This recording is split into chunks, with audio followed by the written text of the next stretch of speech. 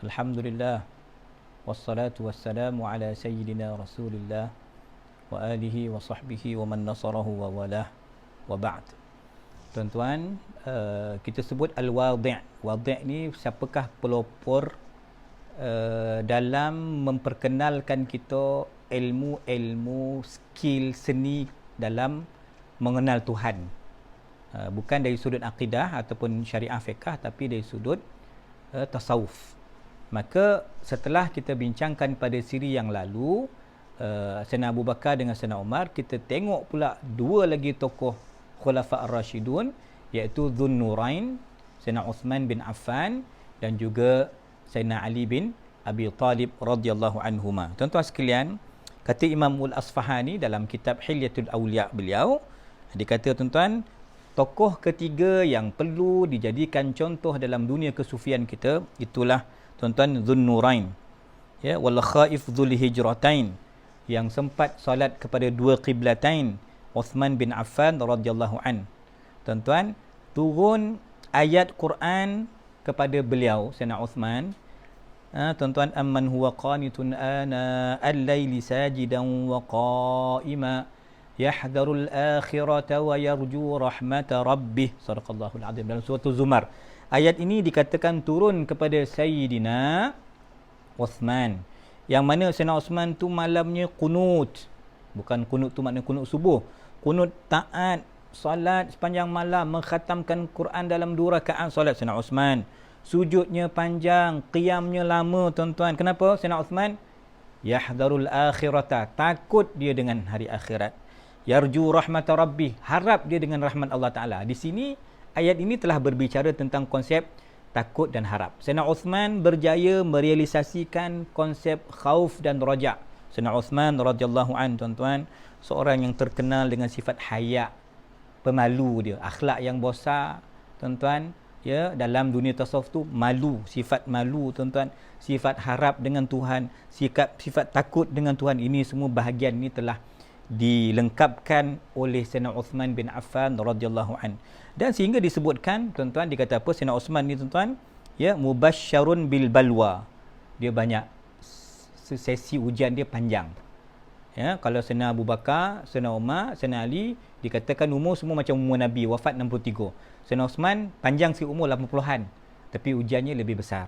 Tuan-tuan, Sayyidina Uthman, ya, betul banyak balo, banyak ujian, tetapi orang yang steady, yang sabar, yang sufi, yang sebenar, hati yang bersih, tuan-tuan, qalbun salim, muna'amun bin najwa, yang Allah nikmatkan dia, Allah anugerahkan dengan pelbagai anugerah, tuan-tuan. Maka sebab itu Sayyidina Uthman, tuan-tuan, tokoh yang perlu kita pelajari, yang perlu kita ikuti dalam dunia kesufian. Kembali, tuan-tuan, kepada tokoh yang keempat, jangan khabar pula sahabat-sahabat Nabi ni tak bertasawuf. Itu sewel tu pandangan tu, ya, tak betul tu, tuan-tuan. Sebab tasawuf itu Nabi, tasawuf itu sahabat Nabi, tasawuf itu tabi'in, tasawuf itu imam yang 4, tasawuf itu Imam Bukhari, semua tasawuf, tuan-tuan. Okey, baik. Adapun tuan-tuan Sayyidina Ali karamallahu wajhah, maka disebut tuan Sayyidul Qaum. Kan tuan-tuan, Sayyidina Ali, tuan-tuan, maka dialah pintu kepada gedung ataupun kota ilmu. Kalau tuan-tuan, Nabi kata ana madinatul ilmi wa aliyun babuha. Nabi SAW kata, aku ni kalau umpama satu kota, satu negara ilmu, maka nak masuk gerbang ilmu tu kena ikut pintu Sayyidina Ali karamallahu wajhah. Tuan-tuan, bukan hanya ilmu yang zahir, ilmu yang syariat, tapi ilmu hakikat, istinbat isyarat itu terletak pada Sayyidina Ali karamallahu wajhah. Sebab itu, tuan-tuan, dikatakan waliyul muttaqin Sayyidina Ali, imamul adilin. Ini bukan versi cara Syiah mengangkat Sayyidina Ali. Kita bicara tasawuf kita, tuan-tuan. At-Tash, Syekh Saleh Ja'fari, Imam Ja'far As-Sadiq, tuan, kita perkenalkan tasawuf sunni, tasawuf Quran hadis. Kita menyebut Sayyidina Ali dari sudut kacamata sunnah, bukan kacamata bid'ah orang Syiah, tuan-tuan.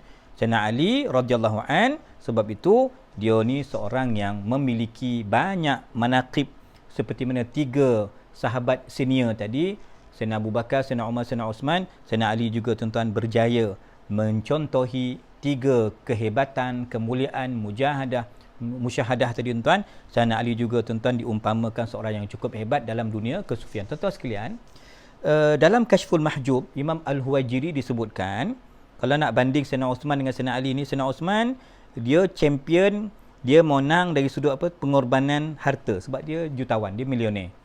Kan? Sayyidina Osman dari sudut itu dia menang. Tapi tuan-tuan, dari sudut tuan-tuan yang lain dilebihkan Sayyidina Ali, sehingga Imam Junaid sendiri, menurut kajian Imam Junaidul Baghdadi, dia kata Aliyun syaikhuna fil usuli wal bala.